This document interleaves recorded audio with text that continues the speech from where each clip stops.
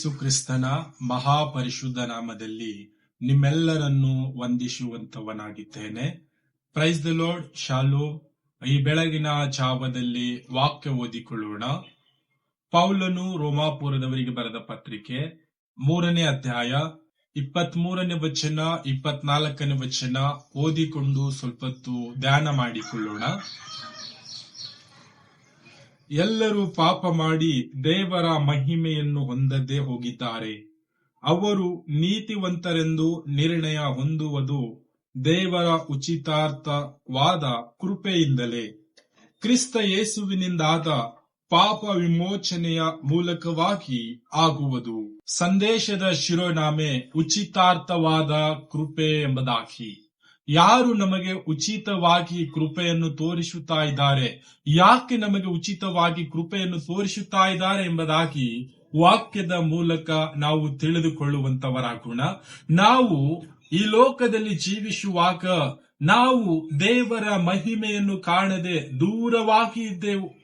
ಯಾವಾಗ ಯೇಸು ಕ್ರಿಸ್ತನು ಶಿಲುಬೆಯ ಮೇಲೆ ಮರಣವನ್ನು ಅನುಭವಿಸಿ ರಕ್ತವನ್ನು ಸುರಿಸಿ ಹೂಣಲ್ಪಟ್ಟು ಮೃತ್ಯುಂಜಯನಾಗಿ ಎದ್ದು ಬಂದನೋ, ಯೇಸು ಕ್ರಿಸ್ತನ ನಿಮಿತ್ತವಾಗಿ ನಾವು ದೇವರ ಮಹಿಮೆಯನ್ನು ಕಾಣುವುದಕ್ಕೆ ಸಾಧ್ಯವಾಯಿತು. ನಮ್ಮನ್ನು ಉಚಿತವಾದ ಕೃಪೆಯಿಂದ ಯೇಸು ಕ್ರಿಸ್ತನ ರಕ್ತದ ಮೂಲಕ ನಾವು ಉಚಿತವಾದ ಕೃಪೆಯನ್ನು ಹೊಂದಿಕೊಂಡು ನೀತಿವಂತರಾಗಿದ್ದುಕೊಂಡು ದೇವರ ಮಹಿಮೆಯನ್ನು ಕಾಣುವುದಕ್ಕೆ ನಮಗೆ ಸಾಧ್ಯವಾಯಿತು. ಪ್ರೀತಿಯುಳ್ಳ ದೇವ ಜನರೇ, ಸಹೋದರ ಸಹೋದರಿಯರೇ, ನಾವು ಈ ಲೋಕದಲ್ಲಿ ಜೀವಿಸುವಾಗ ಯಾವ ಪಶು ಪ್ರಾಣಿ ರಕ್ತದಿಂದ ನಮ್ಮ ಪಾಪ ಪರಿಹಾರವಾಗಲಿಲ್ಲ. ಹೋತಗಳ ರಕ್ತದಿಂದ, ಹೋರಿಗಳ ರಕ್ತದಿಂದ, ಕೋಣಗಳ ರಕ್ತದಿಂದ ನಮ್ಮ ಪಾಪ ಪರಿಹಾರವಾಗಲಿಲ್ಲ.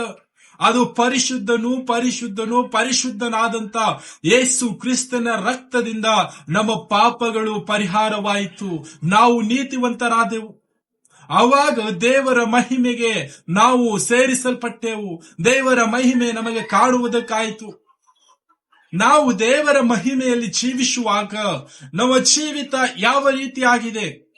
ದೇವರ ಮಹಿಮೆಯಲ್ಲಿ ನಾವು ಜೀವಿಸುವಾಗ ಸಂತೋಷವಾಗಿ, ಸಮಾಧಾನವಾಗಿ, ಪ್ರೀತಿಯಿಂದ, ಅನ್ಯೋನ್ಯತೆಯಿಂದ, ಕರುಣೆಯಿಂದ, ದಯೆಯಿಂದ, ಒಬ್ಬರನ್ನು ಮಾರ್ಗದರ್ಶನ ತೋರುತ್ತಾ ಅನೇಕ ಜನರಿಗೆ ಆಶ್ರಯವಾಗಿದ್ದು ನಾವು ದೇವರ ಮಹಿಮೆಯಲ್ಲಿ ಜೀವಿಸುತ್ತಾ ಇದ್ದೇವಾ?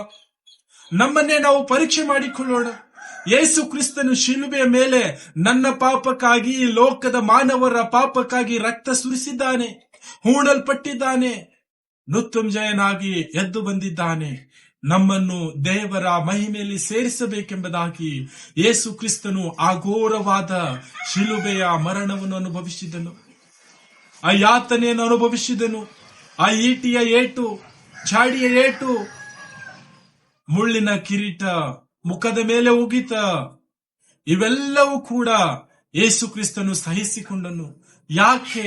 ನನ್ನ ಮಗನು, ನನ್ನ ಮಗಳು ದೇವರ ಮಹಿಮೆಯಲ್ಲಿ ಒಂದಾಗಬೇಕು, ದೇವರ ಮಹಿಮೆಯಲ್ಲಿ ಸಂತೋಷಿಸಬೇಕೆಂಬುದಾಗಿ ಯೇಸು ಕ್ರಿಸ್ತನು ಆ ನೋವು, ಆ ದುಃಖ, ಆ ಸಂಕಷ್ಟ ನನ್ನ ಪಾಪಕ್ಕಾಗಿ, ನಿನ್ನ ಪಾಪಕ್ಕಾಗಿ ಹೊತ್ತುಕೊಂಡು ನಮ್ಮ ಪಾಪದ ಕ್ಷಮಾಪಣೆಗಾಗಿ ಆತನ ರಕ್ತವನ್ನು ಸುರಿಸಿದ್ದಾನೆ. ನಾವು ಆತನ ರಕ್ತದ ಮೂಲಕವಾಗಿ ನೀತಿವಂತರಾಗಿದ್ದೇವೆ. ನಾವು ನೀತಿವಂತರಾಗಿದ್ದುಕೊಂಡು ಈ ಲೋಕದಲ್ಲಿ ಜೀವಿಸುವಂತವರಾಗಬೇಕು. ಈ ಲೋಕದಲ್ಲಿ ಜೀವಿಸುವ ಕಾಲವೆಲ್ಲ ನಾವು ಸಮಾಧಾನವಾಗಿದ್ದುಕೊಂಡು, ಸಂತೋಷವಾಗಿದ್ದುಕೊಂಡು, ಪ್ರೀತಿ ಅನ್ಯೋನ್ಯತೆಯಲ್ಲಿದ್ದುಕೊಂಡು ಈ ಸತ್ಯವೇದದ ಎಲ್ಲ ಆಜ್ಞೆಗಳು ಕೈಕೊಂಡು ನಡೆಯುತ್ತಾ ಈ ಲೋಕದಲ್ಲಿ ನಾವು ಜೀವಿಸುವಂತವರಾಗಬೇಕು. ಯಾಕೆ ಎಂಬುದಾಗಿ ನೋಡುವಾಗ ಈ ವಾಕ್ಯದಲ್ಲಿ ನಾವು ನೋಡುತ್ತೇವೆ, ಒಬ್ಬನಾದರೂ ನಾಶವಾಗದೆ ಎಲ್ಲರೂ ನಿತ್ಯ ಜೀವ ಹೊಂದಿಕೊಳ್ಳಬೇಕೆಂಬುದಾಗಿ ಯೇಸು ಕ್ರಿಸ್ತನು ಈ ಲೋಕಕ್ಕೆ ಬಂದನು. ಮತ್ತು ಈ ಲೋಕದ ಎಲ್ಲಾ ಜನರ, ಎಲ್ಲ ಕುಲಭಾಷೆಗಳು, ಎಲ್ಲ ಜನಾಂಗಗಳ ಪಾಪಗಳನ್ನು ಹೊತ್ತುಕೊಂಡು ಆತನ ರಕ್ತವನ್ನು ಸುರಿಸಿ ಪಾಪಗಳು ಕ್ಷಮಿಸಿದ್ದಾನೆ. ಯೇಸು ಕ್ರಿಸ್ತನು ನಮ್ಮ ಪಾಪಗಳು ಕ್ಷಮಿಸಿದ ನಿಮಿತ್ತವಾಗಿಯೇ ನಾವು ದೇವರ ಮಹಿಮೆಯಲ್ಲಿ ಸೇರುವಂತವರಾಗಿದ್ದೇವೆ. ದೇವರ ಮಹಿಮೆಯಲ್ಲಿ ನಾವು ಆನಂದ ಪಡುತ್ತಾ ಇದ್ದೇವೆ, ಸಂತೋಷಿಸುತ್ತಾ ಇದ್ದೇವೆ. ಪ್ರೀತಿಯ ಸಹೋದರ ಸಹೋದರಿಯರೇ, ತಂದೆ ತಾಯಿಗಳೇ, ನಾವಷ್ಟೇ ದೇವರ ಮಹಿಮೆಯಲ್ಲಿ ಸಂತೋಷ ಪಡದ ಹಾಗೆ, ನಾವಷ್ಟೇ ಆನಂದ ಪಡದ ಹಾಗೆ, ಇನ್ನು ಯಾರೆಲ್ಲ ಈ ಲೋಕದಲ್ಲಿ ಪಾಪದ ಜೀವಿತವನ್ನು ಜೀವಿಸುತ್ತಾ ಇದ್ದಾರೋ, ದೇವರ ಮಹಿಮೆಯಿಂದ ದೂರ ಹೋಗಿದ್ದಾರೋ, ಕತ್ತಲೆಯನ್ನು ಪ್ರೀತಿಸುತ್ತಾ ಈ ಲೋಕದ ನಾಶನ ಮಾರ್ಗದಲ್ಲಿ ಜೀವಿಸುತ್ತಾ ಇದ್ದಾರೋ, ಆ ಮಕ್ಕಳಿಗೆ ನಾವು ಯೇಸು ಕ್ರಿಸ್ತನ ಮಾರ್ಗದಲ್ಲಿ ನಡೆಸುತ್ತಾ, ಯೇಸು ಕ್ರಿಸ್ತನು ನಿನ್ನ ಪಾಪಕ್ಕಾಗಿ, ಯೇಸು ಕ್ರಿಸ್ತನು ನಿನ್ನ ಕತ್ತಲೆ ಜೀವಿತಕ್ಕಾಗಿ, ಯೇಸು ಕ್ರಿಸ್ತನು ನಿನ್ನ ನಾಶನ ಮಾರ್ಗಕ್ಕಾಗಿ, ಆತನ ಕೃಪೆಯಿಂದ ಆತನು ಉಚಿತವಾಗಿ ನಮ್ಮನ್ನು ನೀತಿವಂತರನ್ನಾಗಿ ಮಾಡಿದ್ದಾನೆ. ಆತನ ರಕ್ತವನ್ನು ಸುರಿಸಿ ನನ್ನ ಎಲ್ಲ ಪಾಪಗಳನ್ನು, ನಿನ್ನ ಎಲ್ಲ ಪಾಪಗಳನ್ನು ತೊಳೆದು ಹಾಕಿದ್ದಾನೆ ಎಂಬುದಾಗಿ ಈ ಸತ್ಯವೇದದ ಮೂಲಕ ನಾವು ತಿಳಿಸಿ ಹೇಳುತ್ತಾ ಈ ಲೋಕದಲ್ಲಿ ಜೀವಿಸುವಂತವರಾಗೋಣ. ಈ ಒಂದು ದಿನದಲ್ಲಿ ವಾಕ್ಯದ ಮುಂದೆ ನಮ್ಮನ್ನೇ ನಾವು ತಗ್ಗಿಸಿಕೊಳ್ಳೋಣ. ವಾಕ್ಯ ಸ್ಪಷ್ಟವಾಗಿ ಹೇಳುತ್ತಾ ಇದೆ, ಒಬ್ಬನಾದರೂ ನೀತಿವಂತನಿಲ್ಲ, ಎಲ್ಲರೂ ಪಾಪ ಮಾಡಿ ದೇವರ ಮಹಿಮೆಯನ್ನು ಕಾಣದೆ ದೂರ ಹೋಗಿದ್ದಾರೆ. ಯೇಸು ಕ್ರಿಸ್ತನ ಉಚಿತಾರ್ಥವಾದ ಕೃಪೆಯಿಂದ ನಾವು ಆತನಲ್ಲಿದ್ದುಕೊಂಡು ಯಾವಾಗಲೂ ಆ ಮಹಿಮೆಯಲ್ಲಿ ಆನಂದ ಪಡುತ್ತಾ, ಸಂತೋಷ ಪಡುತ್ತಾ ಈ ಲೋಕದಲ್ಲಿ ಜೀವಿಸುವಂತವರಾಗೋಣ.